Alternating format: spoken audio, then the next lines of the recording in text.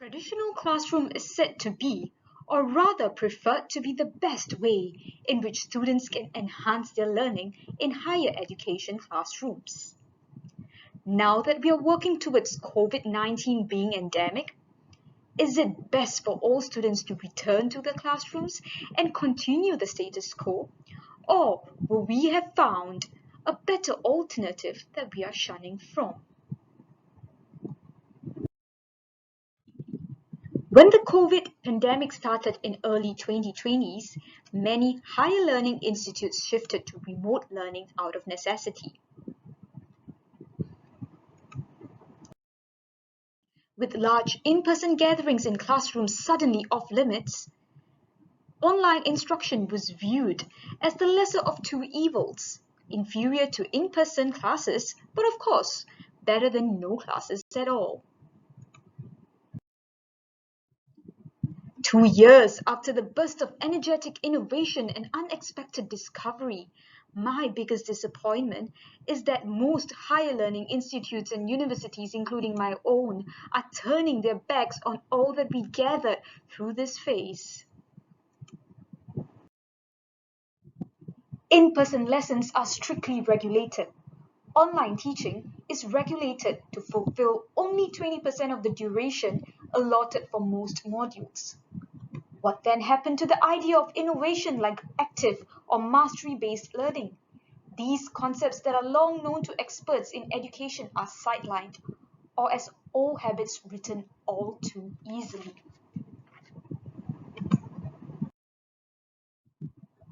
It's as if we spent 2 years building the foundation for a new future, only to abandon it for the familiar discomfort of a system widely in need of reinvention.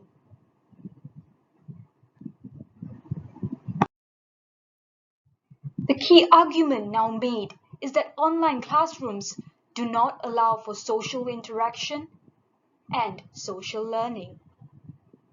Now, my argument here is, are we really sure that this is an absolute statement? What does interaction mean in a learning environment? The most frequent description of contact learning is that it can take three forms: teacher-student, student-student, and content-student. As a result, interaction is defined as the process of creating a meaningful flow of information and ideas between more than two people.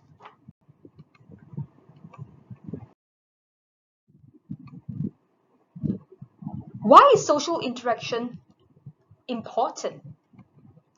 Inclusion and equal opportunity in interactions and conversations have long been important parts of higher learning education. In a learning community, social context is one of the most important aspects. Interaction is at the heart of the learning process and a critical aspect in achieving a favorable student learning outcome. Interaction aids in the development of knowledge and the empowerment of learners, as well as providing a forum for people of a society to express their views and interests with one another. Hence, given the rapid transition towards online, remote learning platforms, educators share a common fear that technology deprives learning of its social aspect. What then is social learning theory? Interaction has always remained a key determinant of successful learning. This is the core idea of the social learning theory. The social learning theory, developed by Albert Bandura, is believed to bridge the gap between behaviorist and cognitive learning theories as it manages to cover three factors: attention, memory, and motivation. In recent times, social learning instruction have been recognized as an important framework for both online and offline learning. The reason for the emerging popularity of the social learning theory lies within its core idea, which encompasses the interdependence between learning and interaction. In other words, knowledge is constantly constructed and shaped while learners engage in different forms of interaction. These interactions may take various forms ranging from teacher-student, student-student, content-student. Hey, wait a minute. Did we not just see these same domains a while ago?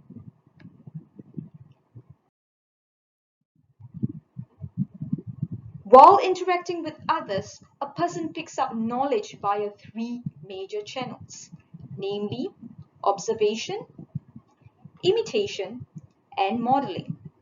And affordances for these is said to be lacking in an online environment. Now, how true is this? As Albert Bandura has famously quoted, most human behavior is learned observationally through modeling. From observing others, one forms an idea of how new behaviors are performed. And on later occasions, this coded information serves as a guide for action.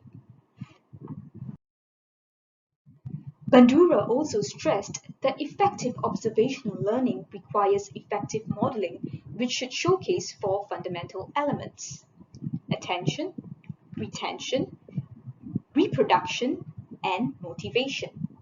By highlighting the key role of observation and modeling, SLT proposes a different learning perspective as opposed to the behaviorist theory.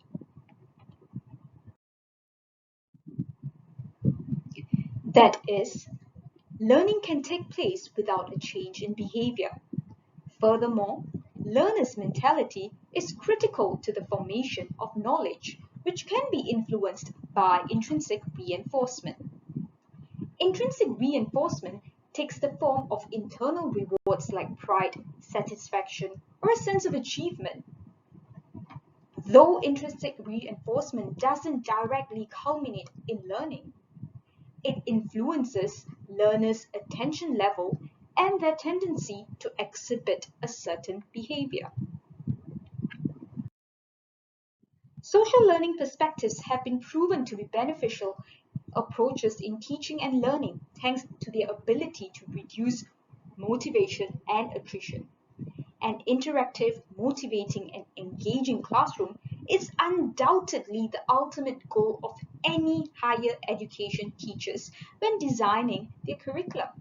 This is where the SLT framework steps in with its emphasis on the role of interactions and intrinsic reinforcements. Indeed, frequent interactions in the classroom significantly increases students' motivation and engagement, thus facilitating knowledge accumulation. Next, it also stimulates peer and collaborative learning. A social learning environment often involves continuous communication among students and teachers, which are exercised via peer and collaborative learning strategies. While maintaining effective connection within group members and instructors in a group project, learners could significantly benefit from mutual knowledge sharing, emotional support, and independent learning. Finally, it nurtures self-efficacy. Self-efficacy, defined as learners' confidence in approaching and handling new tasks, is closely linked with increasing learners' engagement and effective knowledge formation. The social learning environment constantly encourages interactions and communication with peers and teachers, thereby helping learners feel more comfortable and willing to participate in the lesson. Such positive attitudes then lead to students' increased motivation to pick up knowledge, plus heightened willingness to apply the knowledge. The argument that has been made here is that as education now switches towards digital environments, both educators and students can find it challenging to facilitate the social relationships they usually had within the traditional classrooms. Online learners often develop feelings of isolation and show signs of demotivation and increased attrition. Furthermore, the teaching and learning that takes place asynchronously tends to reduce a sense of belonging, opportunities to express and receive support from others, which results in negative performance. Inevitably now, one might jump to a conclusion that it's impossible to promote social elements within online learning environment.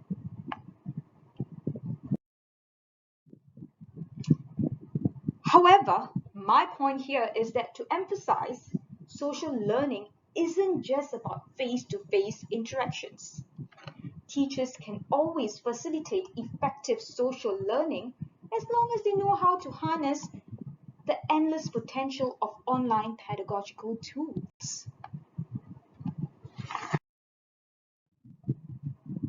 Remember the 3 domains we saw earlier? It is key for an educator to have these in mind when planning for his or her instruction. Harnessing the potentials of e-pedagogy. How exactly can we do this? Here are a few suggestions. First, we need to offer opportunities for feedback. Creating plenty of opportunities for peer and group feedback is therefore a great strategy to initiate student-student interaction and generate an effective social online learning environment. Some useful peer feedback methods could be assignment grading and comments, peer feedback and evaluation, synchronous comments. You know what? Like in this very course that we are journeying through, the continuous feedback through an engaging pedagogical tool like our Facebook group has allowed us to create a safe environment for peers to offer critical feedback. Now, did we not have a student-student interaction going on during that moment? Perhaps. Now let's look at another suggestion. Let your students also contribute to curriculum design. One-way classroom interaction in which teachers are the knowledge providers and students are the receivers has long been criticized as a passive learning approach in offline or online education. To turn online teaching into a social two-way process, it is best to adopt the user-generated content strategy. Now, let me bring you back to this very course itself.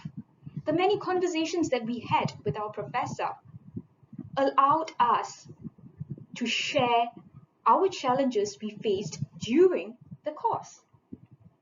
In learning the challenges that we faced, the professor was also given the space to tweak the content alignment of this course to cater to our needs. We had a part to play in the development of this content alignment. Finally, we need to also communicate frequently with our students. Quite often, teachers focus too much on peer-to-peer interactions, forgetting to strengthen an equally important connection. Now remember how our professor kept informing us to not call her as a professor and to address her by a name? Now that actually changed the game. By developing a friendship or an informal environment in this whole process, we were able to connect deeper with her. Now, moving from the face-to-face lecture to the virtual classroom is not an easy transition for both the teachers and students, that I agree. As there seem to be fewer opportunities for interactions and connections, not very much like the traditional classroom. However, we believe that the instructors can still manage to create a social online environment as long as they understand the social learning theory and know how to exploit the technological potential. Building and maintaining social interactions in an online classroom can be tough, but it is certainly worth the while and shouldn't be ruled out against one that does not offer social interaction. With that, I thank you for listening to my argument.